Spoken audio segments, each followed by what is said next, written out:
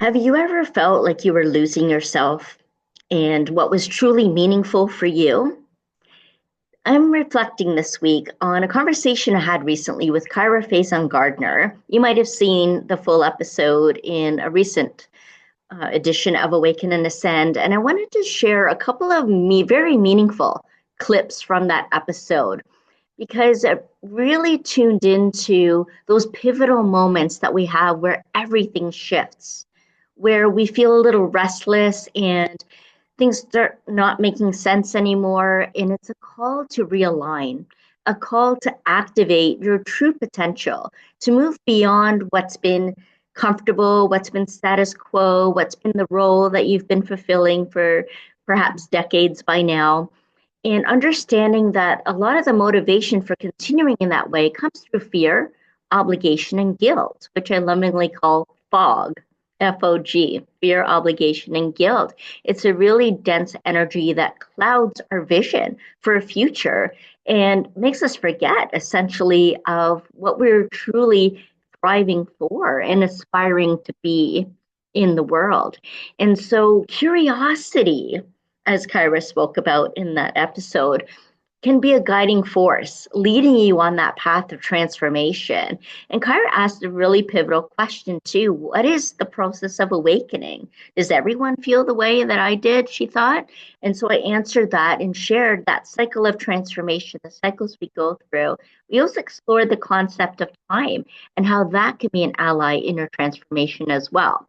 So I'd love for you to tune into these episodes, these little clips that I've taken out from that interview, so that you can gain some perspective on where you are right now, what's working for you and what isn't, what's fueling you and what's draining you, and really how you can move forward, that pivotal moment, that decision that you make that sets everything else in motion, because the present moment is your entry point into the future. And so regain that control back to where you're going to be directing your time and energy, how you're going to approach life from this moment forward, because you do, in fact, have a choice. And this is an opportunity to truly awaken and ascend as you light the path to the growth and the experiences that you want to have that allow you to step more fully into who you are and who you came here to be. Because who you are truly makes a difference. So watch and let me know any questions and comments that come up for you as you do. We don't recognize it. We don't know where the time went. It can happen a lot to women in midlife and beyond even. It can happen to professionals where you're just doing. You're doing all the things. You're so busy and you lose touch with, who you really are. You lose touch with those dreams that were so important to you at one time. And that when I read your story, I'm like, oh my God, she gets it. She gets it. So our how we got there was very different, and I don't think it really matters as much how we get lost. I think what really matters, what we should all focus on, is how we get found. Oh, yeah. That was very profound to be found. I think though, once you realize it, once you recognize that you're a seeker and you get on that path of trying to come home to yourself, trying to feel at home in your body, trying to create space, right? Because life can be very full, even if it's not satisfying. It can be very full of stuff, energy. And you have to first recognize that you're not satisfied. And then you can create space to bring in all that beautiful, energizing, good stuff that comes along the way. And it was I love that. It was your only. No, I was just going to say, I love that you said being able to feel again. Being able to feel again, and how we just go through the motions, because it's exactly what happens when we're just checking off our to-do list, right? We're just going through the motions. There's no sense of meaning or priority or value that we place in the things that we're doing and how we're spending our time and energy and our resources. And then we deplete ourselves, right? Because we're not doing anything that really replenishes us. And I love how you spoke about coming home. What do you think brought you home? What was it that, like, what was the path that took you back home to yourself, to return to your center, to be able to feel again? How did you get there? I I have to say it was curiosity. It Mm. was giving myself that permission to be curious about life again.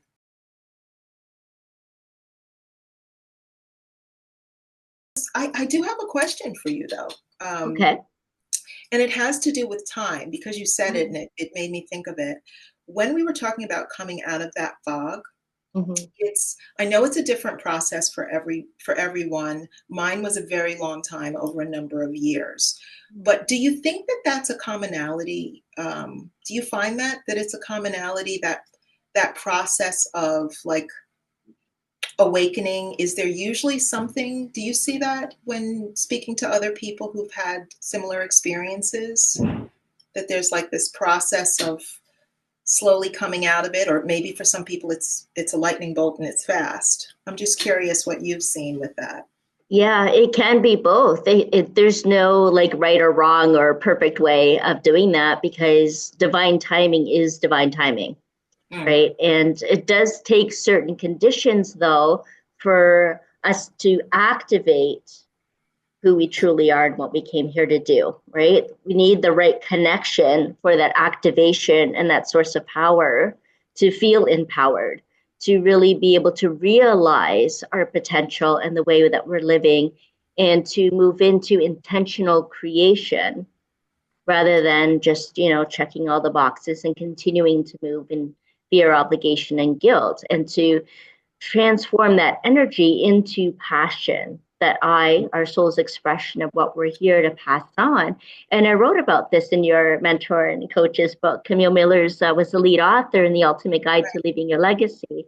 And in chapter 5 there, I wrote about leading with passion and lighting the path to profound impact and collective transformation, like you're talking about here.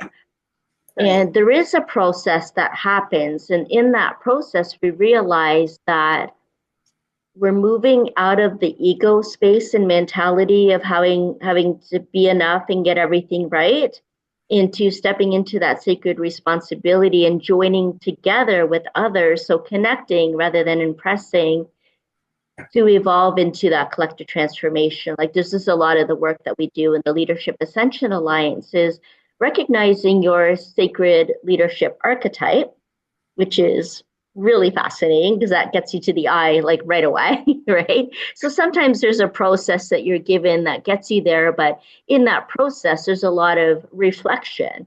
How true is this for me? How strongly do I agree or disagree with this statement? That leads us to discover what our archetype is. And then there's these alignment worksheets that I give where we then align and activate that truth, that soul expression of what we're here to pass on in this lifetime. And in the cycle of transformation, we recognize that we're uncomfortable, we're restless, we're not feeling right, joy anymore, we're not feeling the freedom anymore. We feel like something needs to change, and we have an idea of what that looks like, like returning home. It could be as simple as wanting to return home. It could be like high achievers wanting to create high impact to serve a higher purpose. So the people who are shifting out of their career kind of roles in corporate life into their calling, and then those that are in their calling into their legacy. And right, legacy, like I spoke about in the book too, is about becoming a living legacy, right?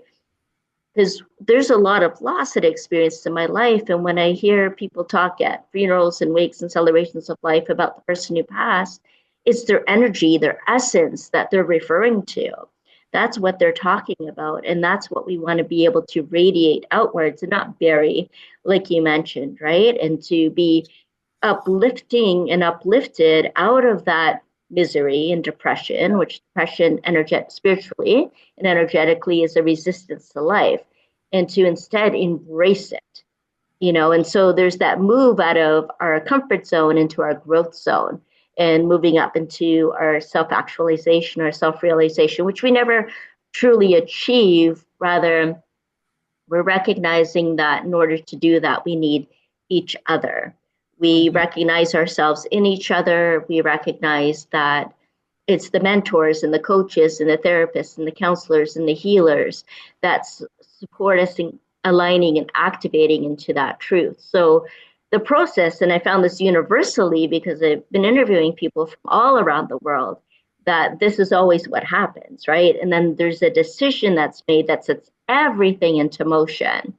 And then we become this puddle, like suddenly we don't know anything anymore. We don't know what we're feeling, and nothing makes sense. And you know, and then we have that rebirth, that whole experience, and that time in between is that labor, right? Of Mhm. what we're going through, the contractions that happen that help us to realize what's not in alignment anymore, so that we can birth into who we've always known ourselves to be, right? Our true selves. And that cycle might happen over and over again.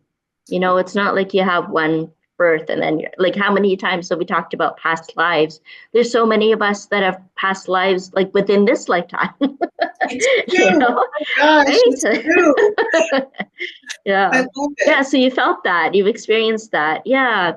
And that seems to be a cycle. And there's this cycle too of having that awareness and Hmm. then the rite of passage and then that rebirth. And Yeah. that's typically what goes on all the time. And as far as time goes, that takes as long as it takes, right?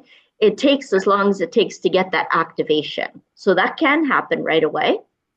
And that can take years before that happens. It's the right conditions that support it that makes it happen. So there you go. There you have it. How to support yourself and not having to lose yourself and to prepare for your rebirth. To be able to create the space and conditions that support you in your journey of self realization. Thank you so much for watching. I'm Jennifer Regular, and you'll find the link to the Leadership Ascension Alliance and the book that I mentioned, to Kyra's information as well, if you'd like to learn more about her, and my website, as well as all in the video description there. Can't wait to see those comments. Thank you so much for watching. We'll see you again next week on Awaken and Ascend. Bye for now.